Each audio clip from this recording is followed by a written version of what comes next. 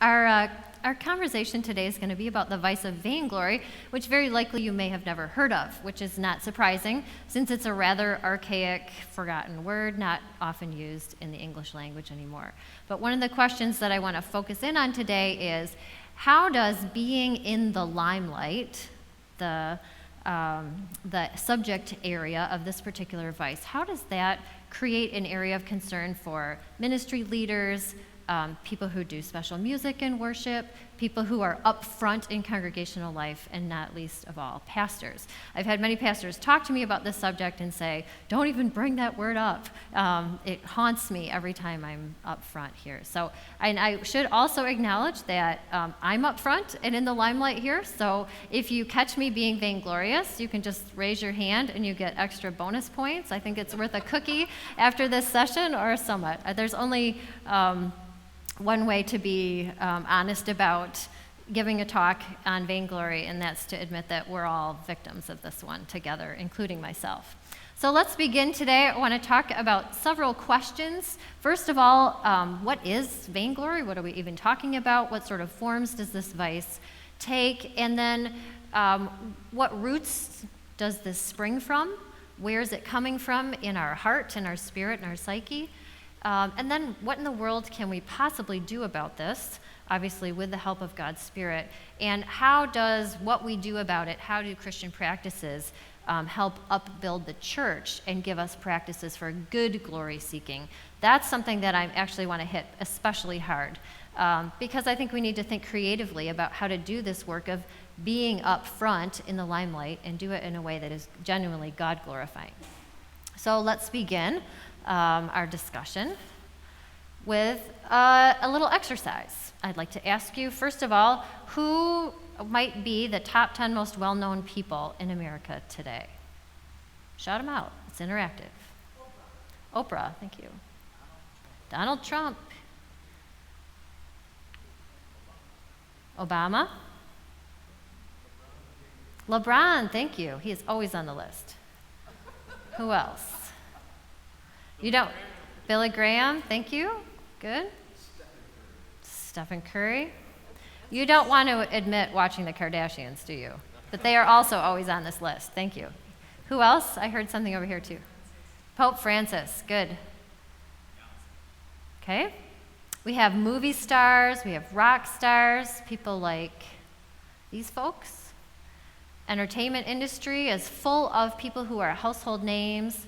Adele, Bruno Mars. We have sports figures. Tiger Woods has been replaced by more recent figures like LeBron and Steph Curry.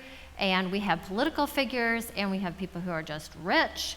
Lots of people in the limelight today. Let me follow that up with a second question. Here's the second question. Who's your personal hero? Who is a person in your life who is worthy of admiration? Someone you want to pattern your life after, someone you want to be like at the most deepest level of character.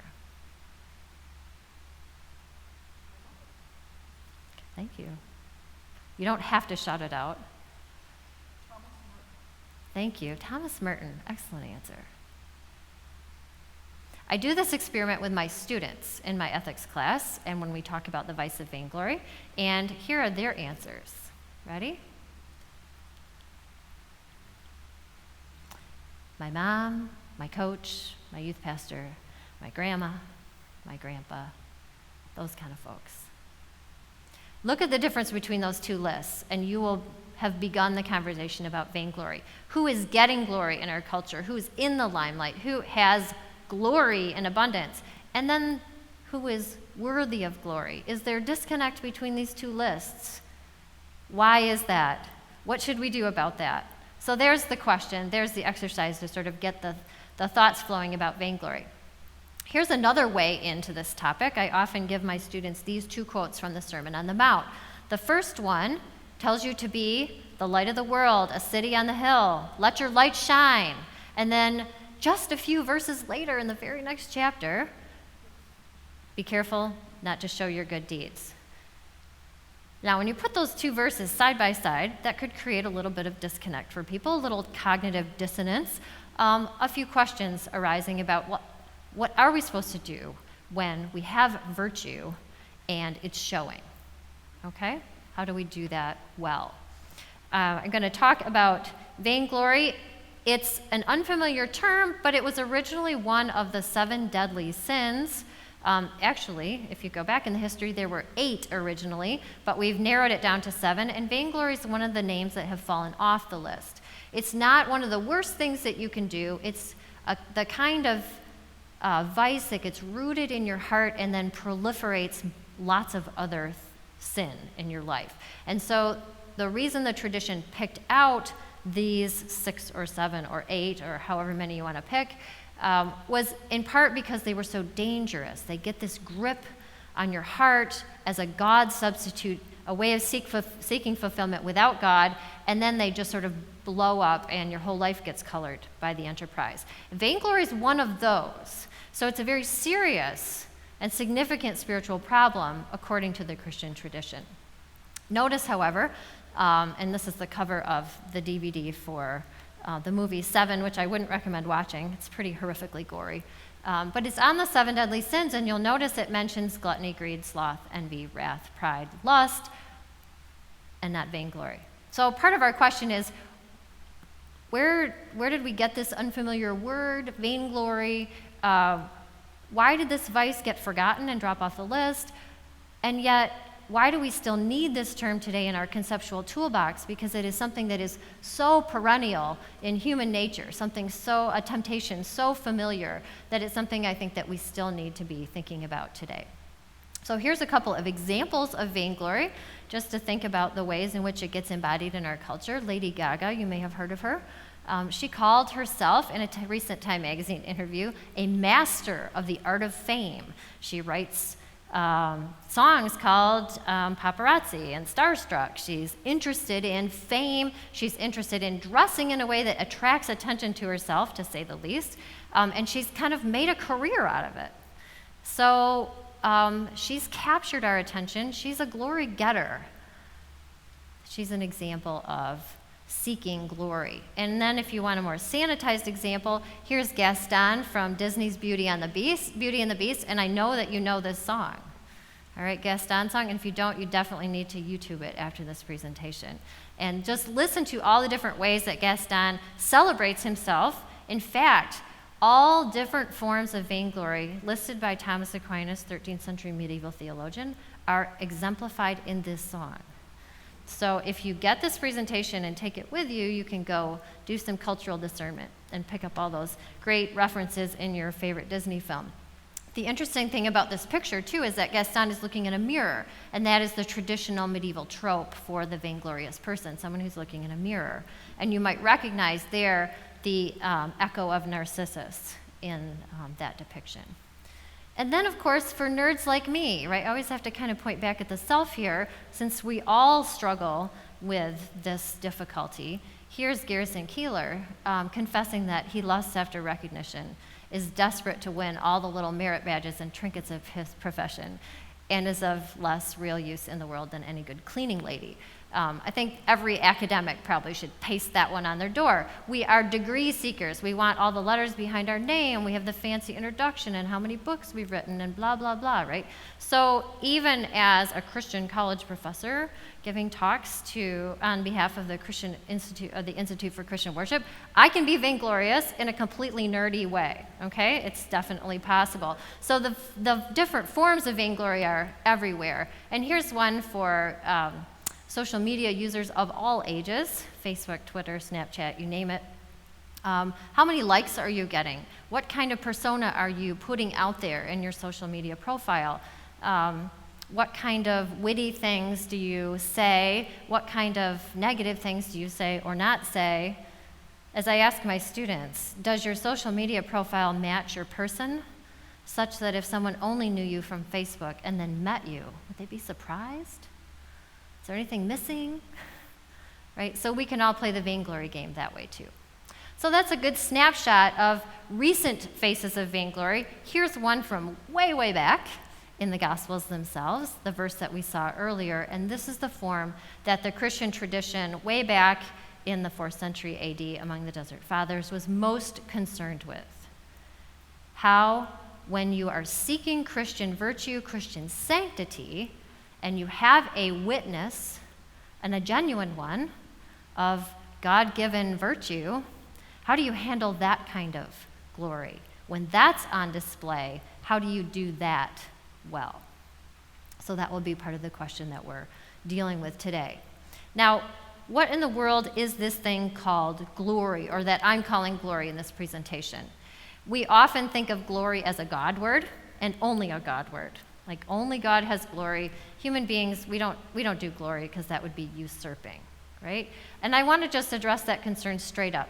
The tradition that I'm working from here, especially Thomas Aquinas, his definition of glory is such that glory isn't so much an only God word. It's a word that names anything good that's on display, that's shown and made known.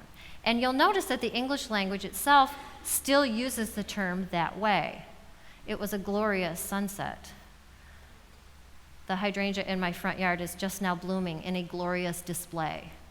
All right, we use the term glory in in human ways and in created goodness ways, not just in God glorifying ways.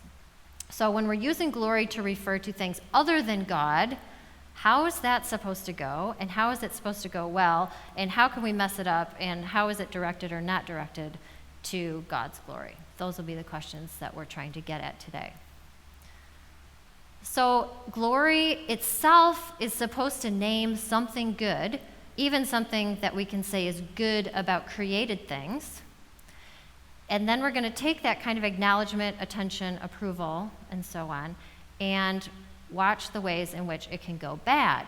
And the first way it can go bad, these are listed on your handout, is to seek glory for just any old thing, and we'll look at 3 different subtypes here. Or you can seek it all for yourself, and that will be seeking glory in vain. So let's look at those 2 categories a minute. Versions of vainglory. First of all, let's focus on the object that you're seeking glory for. You can seek glory for all sorts of trivial things, all sorts of shallow things. Vain things might be part of the problem with your attention seeking. But secondly, it might be the case that you're seeking glory for genuinely good achievements, but you're seeking it in a way that focuses the attention all on yourself and only on yourself. All right, so those are going to be our 2 big subcategories here. And I just think it's so fabulous that the cover of Vanity Fair decided to humor me here by giving me a vainglorious photo to use for this particular PowerPoint slide. Here's a first form of looking for glory in vain things. It's called faking it. You may have heard the phrase, fake it till you make it. It actually is pretty useful advice. In some cases, we can fake it till we make it. But there are plenty of cases where, when we tell the story of the one that got away, or we embellish our resume or our college application. My daughter was just applying for all kinds of scholarships and college applications this year, and you just look at the temptation to list all those achievements and then kind of touch them up and make them sound better than they were, and oh look, they didn't ask how many years you did it, so the fact that you only showed up for one Saturday means it can still be on the list. You know, there's all these sorts of temptations, and just transfer that right over to resume building, to LinkedIn. You know how to play this game. Everyone's nodding. Okay. False eyelashes, there's obviously beauty and fashion-related versions of this. And then this little cartoon, the person giving the presentation says, at this juncture in my presentation, I would like to dispense with the illusion of coherence. And that's, again, sort of a self-descriptive portrayal of how this can go in academic life. All right, I know all the postures. Oh, yes, let me think of the name of that book. Yes, I have read that one. Or the name dropping, or the posturing, and oh boy, we know how to play that game in the classroom as well.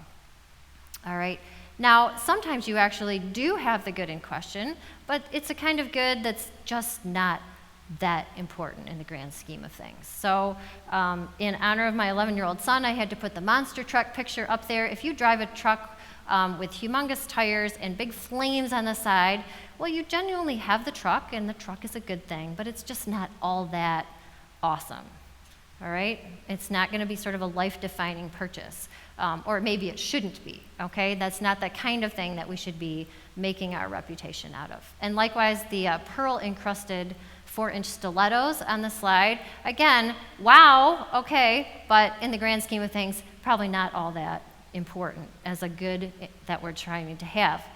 There are less glammy and more socially respectable goods to have. The most well-manicured lawn in the neighborhood, anyone? Okay, the best decorated house, the honor roll student, the diploma on the wall, the prestigious university, the right model of car. We all know how to play the Vainglory game with what the tradition will call temporal goods, earthly goods. All right? Genuine goods, you genuinely have them. You're not faking it, but in the grand scheme of things, not all that important.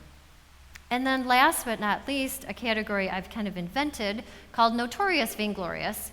And this one rings true for anyone who's seen The Godfather or watched Evel Knievel. If you do the biggest, baddest, most outrageous thing, whether it's actually a good thing or not, you're going to get a lot of attention for it. And notorious vainglorious is just kind of capturing that way of seeking glory. So we can seek glory in things that we probably shouldn't be seeking glory in, and we'll call that the category of vain things.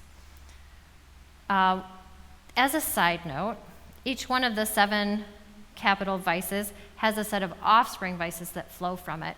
And here's one called presumption of novelties. And this is just the ancient medieval name for having the latest, greatest, coolest gadget on the school bus so that everybody around you is super wowed and hanging over the seat to look at what you have, okay? So if you have the latest iPhone, I can't even keep this slide up to date because they keep coming out with them so quickly. If you have the latest and greatest new thing, that's a way to sort of seek attention for yourself, and that's another kind of vain glory seeking. But the second category, the more serious one, if you look at the tradition, is loving the limelight in vain. And these are going to be cases where the good in question that you have is some kind of genuine virtue or sanctity. All right? So it's seriously, eternally, spiritually worthy good stuff. All right? And the problem in this case is that you direct it all to your own reputation. So Augustine, he criticizes the Romans in his famous book, The City of God, by having some genuinely worthy achievements, but directing it all to their own reputation. Right? They want their name to live in glory forever. They want their name to go down in history. So the whole point of engaging in virtuous deeds is that you'll be known for them. All right? And that will be a way of sort of seeking immortality. But you can play this game as a Christian too, and here's where the rub comes for those of us who are in the Christian church and not the Roman Empire. As John Cassian, who's a 4th century desert father, an early Christian, he says, we're in danger of falling into vainglory when we have proved victorious over sin and above all, after a splendid triumph. Watch out, says Cassian. When you have made spiritual progress, that's the moment you're going to be tempted to congratulate yourself and seek congratulation from others. Beware, all right? The devil is right there waiting for you. In fact, Cassian tells a story of a monk who was living in solitude out in the desert. And there was a whole community of people who were doing this called the Desert Fathers. And sometimes their reputation would grow so much that pilgrims from the city would come out and sort of seek a word of wisdom. Sort of like those cartoons where the Buddhist monk is at the top of the mountain and the person climbs up and they give him a pithy word and they go back down. So the pilgrims would come out, and if your reputation for sanctity was good enough, the pilgrims might want to drag you back to the city to become their famous pastor. Right? And the monks were always having to be on guard then that their progress in sanctity would gain renown and then lead to this temptation. So one young monk is out in the desert, and I don't know if the heat got to his head or he just had a moment of spiritual weakness, but he started picturing himself preaching to a congregation back in the city. What if I'm one of the ones who makes that kind of progress and gets that reputation and they all want me to come back? What sermon would I give? Oh, it would be on this. He starts preaching the sermon out loud. He is so in the grip of this vainglorious fantasy. In his desert cell, in complete solitude, he is all alone, preaching a sermon and preaching it, okay? And older monk comes along and hears him and thinks, oh, he must be reciting scripture. I wonder what he's reciting, which psalm. Oh, wait, that's not a psalm. So he listens for a minute and then knocks on the door. The younger monk stops dead in his tracks. He knows he's been caught. He invites the elder in for a meal. About halfway through the meal, he gets up the courage to ask, how long were you standing at the door anyway? And the older monk says to him, oh, I just came in time for the great benediction. Like, you're so busted, okay? So the story that Cassian is telling is a warning, obviously, to this monastic community, but also keys in on the point that you can play the vainglory game in your own head. You don't even need an actual audience. You can imagine one for yourself. So beware the imaginary audience. We're self-conscious beings. That can be a problem for vainglory as well. And one of the things that the elders note in this community is that vainglory is like an onion. Every time you peel off a layer of vainglory, you can congratulate yourself for it and seek renown. Oh, look, I'm just that much less vainglorious. Wait, I'm down to another layer of the onion. And if you know anything about onions, it's layers all the way down. So you may aspire to authenticity, but never get beyond verisimilitude. That's a cartoon I can only use with my college students. That's some serious vocabulary right there. Whether you seek vainglory in shallow, sensational ways, Hollywood style, or whether you're concerned with Christian vainglory, for getting glory for your virtue and your genuine achievements, you're so vain, you probably think this talk is about you, don't you? Yeah, and I could play the song, but I won't. Okay. Couple of words now about the root of vainglory, because part of what we want to get at is not just how does vainglory show up in our lives, but where is it coming from in our hearts? What's the deep root here? Because if we want to eradicate it, we can't just sort of slap a Band-Aid on the top of the problem, on the symptoms. We have to sort of get down to the heart of things. And that's the beautiful part about this kind of picture of spiritual progress that the Christian tradition gives us. They encourage us to not just sort of pick off the fruit, but to get down to the roots and to grind the stump eventually. They take vainglory to be rooted in pride, and this, if you know anything about Augustinian theology, is no surprise at all. All of the vices are rooted in this prideful sense of, I can direct my own life, I can find happiness by myself, I don't need God to do this for me, I don't need to follow his program, I've got it handled. So the excellent self, all right? And if you have a glorious self, who wouldn't want to show it off? If you genuinely have some excellence, some superiority, it's something that you would want to put on display, right? Excellence is something that we want people to know about ourselves. So I'm picking on a particular NBA player in this particular picture, but we can think about all the different ways we do this. Glory stories about your athletic feats back when you were in your early 20s. Bragging rights about this or that escapade that you did last weekend, academic verbosity, have to throw that one out there for me and my fellow colleagues, pompous titles, all sorts of things that we do to put ourselves on display because we think we're all that. So pride can be a root, a very familiar root of vainglory. So a couple of examples here. Pride, also bigger in Texas. I thought that was a good one. The Know-It-All from Polar Express. I don't know if you've seen this film, but this is the kid who knows all the statistics about the train and has to tell you right now about them to show off his knowledge. And the little ticket that he gets punched at the end of the movie says you need to be a humble learner, not such a show-off, okay? And another pride vainglory hybrid case here. In this case, a pride vainglory envy hybrid case. It's what I call the unholy trinity of the kind of top three most malicious vices, is the evil queen in Snow White, Maleficent. So she's got pride because she thinks she's superior to everyone else. She wants to be the best. That's pride, the seeking of actual superior status.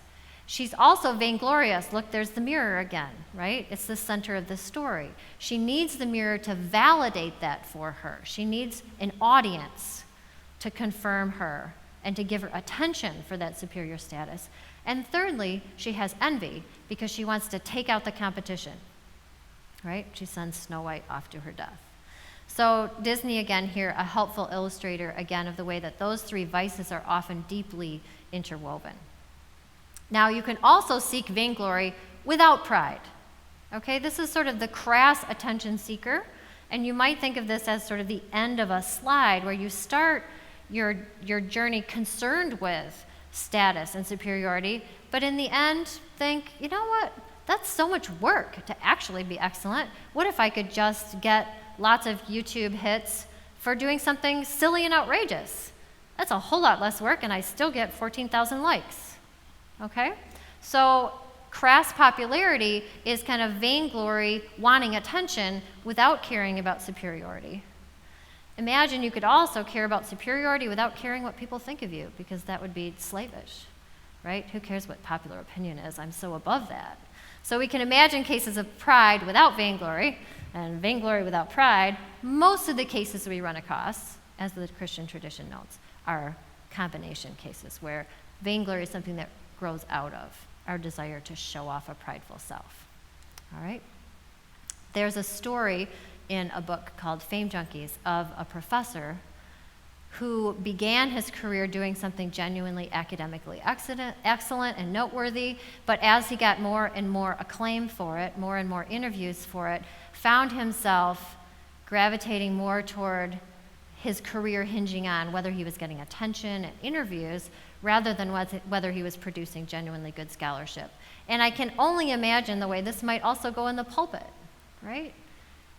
If you're a pastor, for example, or you're an accomplished musician, for example, what if you start out genuinely concerned with excellence, but then the audience wants you to come up with that same level of excellence every week, every time? My goodness, what an onerous burden. That's a lot to ask from someone. What if I can't live up to the hype? Well, then the temptation to sort of go for show and fakery becomes more and more of a serious temptation. So that slide from the love of genuine excellence to getting attention to then only valuing the attention is a very familiar spiritual pattern, and the Desert Fathers want us to be aware of it. Now, another root of vainglory is fear. And I want to sort of bring in the shame conversation here, because part of what we're dealing with is the worry that when my real self shows, it won't get glory. In fact, it'll get the opposite. All right? So the fear of disapproval or lack of attention or being ignored or being shunned or being looked down upon, that's a fear that can drive vainglorious display just as well as the prideful, I'm so great kind of root.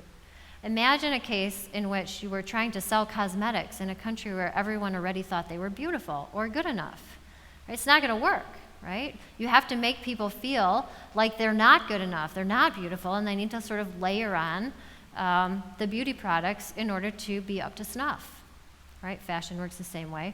Overdependence on other people's opinion works this way. Hypocrisy, if people expect you to be a really noble, virtuous person, and you can't live up to that, you're worried about what they'll think about you if you can't, pull off the real deal, and so you fake it till you make it. So I think the fear root is just as prevalent as the pride root, and also drives a lot of vainglorious behavior. So the cosmetic industry, this is the same woman, just kind of photoshopped up here, and the Dove Campaign for Real Beauty is trying to sort of celebrate more natural looks to try to counteract this cosmetic culture, which is always telling you one more plastic surgery, one more cosmetic product, one more hair color touch-up, and you'll be good to go, right? That's a cycle we all know never ends. St. Augustine offers us one for the guys. I call it 4th century locker room talk. And he says this is when he was a teenager, roaming the streets of Carthage, trying to make a name for himself, as 17-year-old boys do. And this is his confession. Among my friends, I was ashamed to be less shameless than the rest of the guys when I heard them boasting of their disgraceful exploits. Yes, and glorying all the more, the worse their baseness was. So he wants to be the one who is doing the same thing the guys are doing because he doesn't want to be looked down on them in the locker room for being the only one who's still innocent. Okay, you can hear the fear of not being one of the guys, not being included, not being approved of in the right sorts of ways. So peer pressure is just another example of the way fearful vainglory can get under our skin. Now, what's at the root of the problem here, especially with, I think, fearful vainglory, is that we can put on our masks, we can use our social media presence, or we can put on our superhero costume, right? As a mom, I often put on my superhero costume, and it is a costume, and power my way through the day, but it's a show, right? It's an outward show. And the difficulty with that program, the paradox with the Vainglory program, is that you are always presenting an appearance that isn't reflective of who you are. And what we really long for as human beings is to be known and to be loved for who we are. Isaiah 43, Psalm 139 style, right? And the fact that I just quoted scripture helps you realize that we need this and we hear this from God. I know you. I know your name. I loved you from before the world began. You're mine, right? That's the need. That's the longing, to hear that from others. And we hear it not just directly from God, but we also hear it through his people, through his body. We need to hear it from each other. So I think it's a crucially important question to ask, what is the need and how can we get it met well? How can we, as the body of Christ, meet this need to be known, to be loved, to be celebrated, to be attended to? How can we do this for each other and do it well? That's the question of how to overcome vainglory. We long for this kind of connection, the connection where someone looks us in the eye and says, I know you, wrinkles and all, warts and all, and I love you. I affirm you.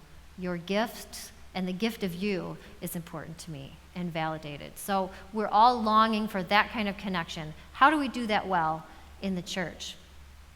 That will be the question for the remainder of the talk. Before we move into what to do about vainglory in our congregations and in our own lives, let me just have you do a little vainglory quiz here. I told you I'd make it interactive. All right, some questions, and every single one of these questions, 1 through 5, is based on an episode in the life of St. Augustine in his book, The Confessions. So these were made up by my students who were asked to translate the Confessions forward into today's sorts of scenarios. So have you ever exaggerated something you've done or made something up about yourself in order to impress someone listening? Have you ever said something false or bad about another person in order to get your friends to think you're funny and entertaining? Think Facebook. Have you ever spent time trying to receive recognition or approval for the car you drove, the job you have, the music you listen to, the neighborhood or house you live in, the way you dress or do your hair? Have you ever done something wrong, illegal, or just plain dumb because you wanted attention from a certain group of people? And for the goody two-shoes among us, have you ever spent too much time worrying about a task or performance because you were too concerned about other people's approval or potential disapproval? Got any checks in those boxes? Then you may have some concerns about vainglory. You don't have to share your personal results with the crowd here. I'll let you take those with you. What to do about vainglory? I'm going to reach back in the Christian tradition here all the way back to the 3rd and 4th century AD, the community of the Desert Fathers. And this particular father, his name is Abba Macarius the Egyptian. And he, according to the sayings of the Desert Fathers, has some advice to give those who are struggling with vainglory, and it's detachment advice. All right, so the first step is detach from bad glory seeking, and then try to reattach to good glory seeking. So detachment first. A young monk came to Abba Macarius and said, Father, give me a word. And Abba Macarius said to him, Son, you need to go to the cemetery and curse the dead. And the young monk said, What? But it's Abba Macarius. So off he went, and he went off to the cemetery, and he yelled epithets and curses at all the people who were buried in the cemetery, and felt kind of awkward about it, but came back to Abba Macarius and said, Abba, I have cursed them. And Abba Macarius said, and what did they say to you? And he said, didn't say anything, they're dead. So Abba Macarius said, day 2, go back to the cemetery and praise the dead. And so the young monk went back to the cemetery and this time yelled blessings on all the people buried there and gave them every warm compliment he could think of and came back to Abba Macarius and said, Abba, I have praised them. And Abba Macarius says, and this time, what did they say to you? And he said, they're still dead. So I wasn't getting anything. And Abba Macarius says, and so you too must become like the dead and take no account of either the scorn or the praises of men.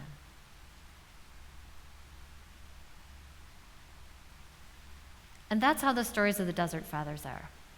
They sort of leave you stunned, feeling like somebody slapped you across the face, right? And they're meant to do that. They're meant to be wake-up call stories, all right?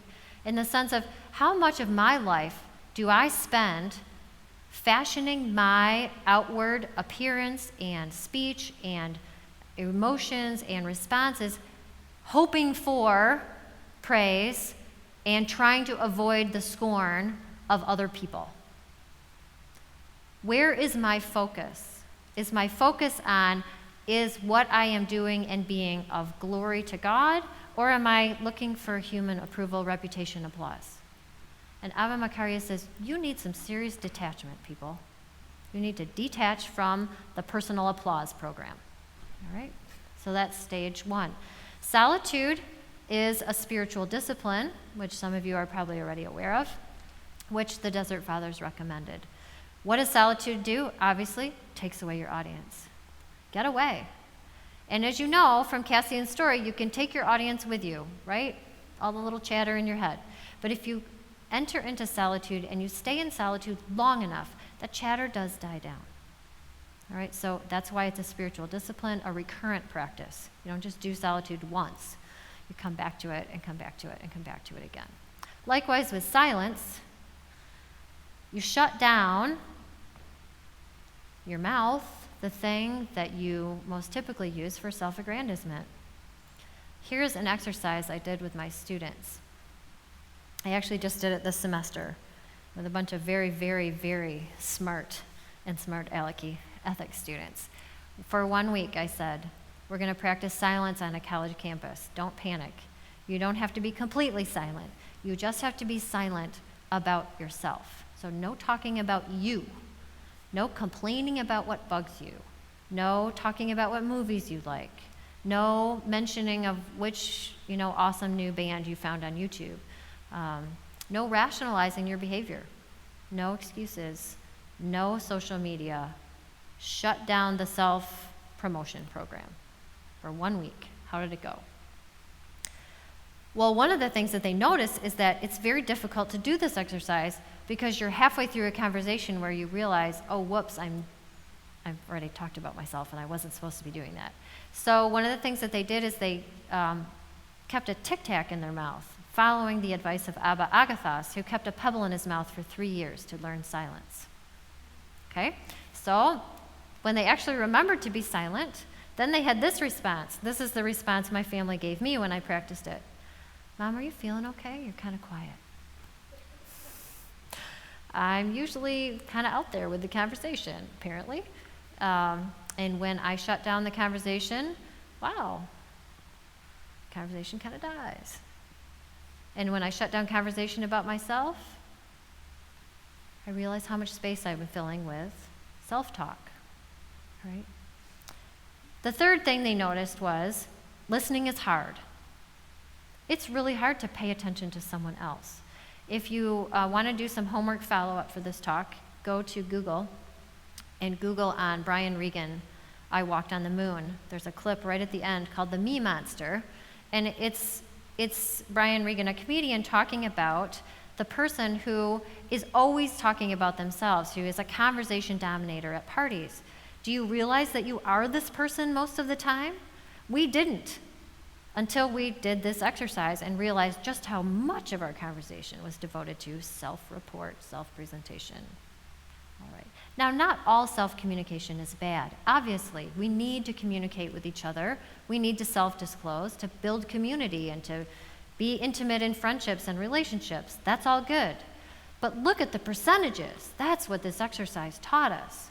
One of my students said it was like the ice bucket thing, you know? I just felt like somebody dumped a bucket of ice water over me. I couldn't believe the shock of what wildly large percentage of my conversation was devoted to me, and me.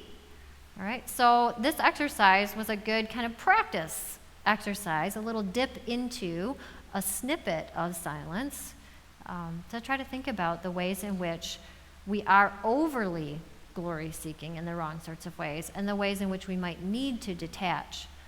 When we go into this exercise, we usually think, oh, you know, I don't really talk about myself that much.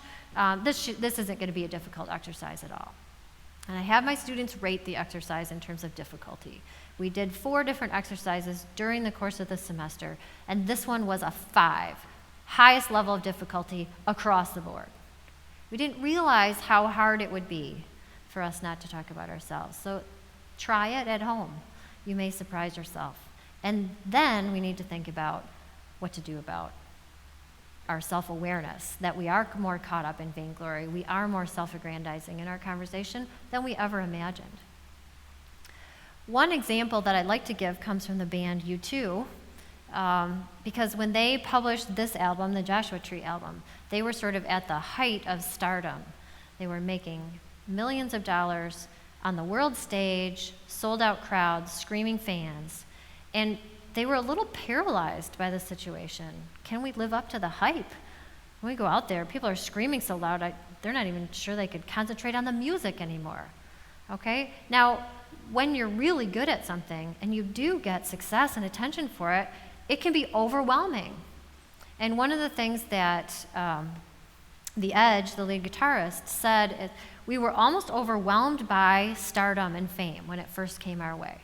Because we came out of the punk rock movement. We were kind of anti-establishment. So to sort of make it big was almost self-undermining of who we took ourselves to be. But he said, in the end, here's their mature perspective. After they kind of went through this initially overwhelming phase, they found that what they really wanted to do was to make good music. And if people appreciated that, that was great. And they don't have to believe themselves the best rock band in the whole world.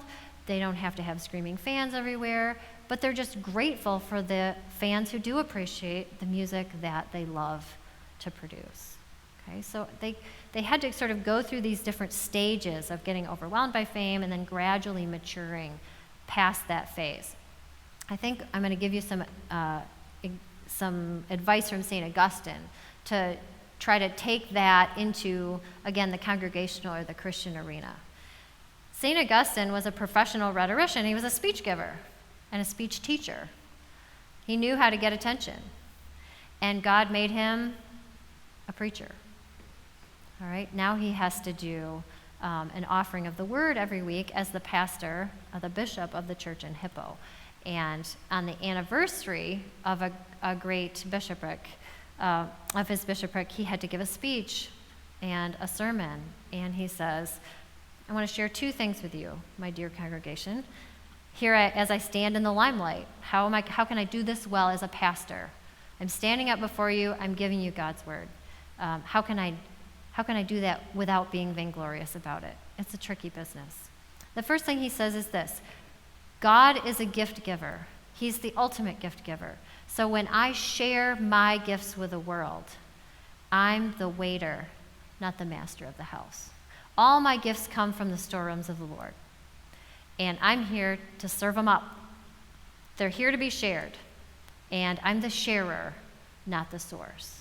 Right? Now, my job is to serve it up. My job is to share those gifts, not to hide them, but to share them as someone who is serving gifts from the Lord. So remember the source. Remember the source of goodness, and remember that all the goodness that you have is a gift. It was God's gift to you. Hallelujah. And now it's your gift to the church to be shared. And secondly, he admonishes his congregation to share the burden of avoiding bad glory together. How do you do that? Well, think about the role an audience plays. Vainglory is a social vice. It involves me being vainglorious and you being the right kind of audience to feed that that temptation in me? What if an audience was an audience who affirmed what you're offering as a gift and celebrated it by affirming that gift in you, encouraging you to use it well, and giving glory to God? Well, then we could get a virtuous circle going rather than a vicious sensation and hype and crazy audience circle going, right? What would it look like to do this well? Well, here's an example. I end my book called Vainglory with this particular story. This is from Victor Hugo's Les Mis, where Jean Valjean, who's a convict, just out of prison, 19 years hard labor, stealing a loaf of bread for a starving family, branded forever with the stigma of having that prisoner's number tattooed on his arm. He's nothing but a convict in the eyes of the world. They won't let him in the house. He shows up, he's cold, he's hungry, the bishop lets him in. And the bishop says to him, I don't even need to know your name. I need to know that you have a need, and then I will welcome you in. Besides, before I even knew you, I knew your name. And Jean Valjean is, of course, worried because anyone who knows him only by his prisoner number, 24601. And he says, what name? What name? He's all on guard. And the bishop replies, here's the name I know you by. You're my brother. You're my brother. Can we affirm the gift that we are to each other? That would be a case of good glory. What if the name by which each of us is known in our home congregation is my brother, my sister? That's your primary identity. That's your gift because God loves you as his child, and that makes us family. If we can affirm that and the other gifts we have to share with each other, I think we'll have got a handle on what good glory is. And that's something that I think we all would love to aspire to bring home with us from this conference today. One last story from the Desert Fathers. A disciple comes to Abba Joseph and says, Abba, I'm fasting a little, I pray a little, I meditate a little, I live in peace as far as I can, I purify my thoughts, what else can I do? The old man stood up and stretched his hands toward heaven, and his fingers became like 10 lamps of fire. And he said to him, if you will, you can become all flame. Thank you very much.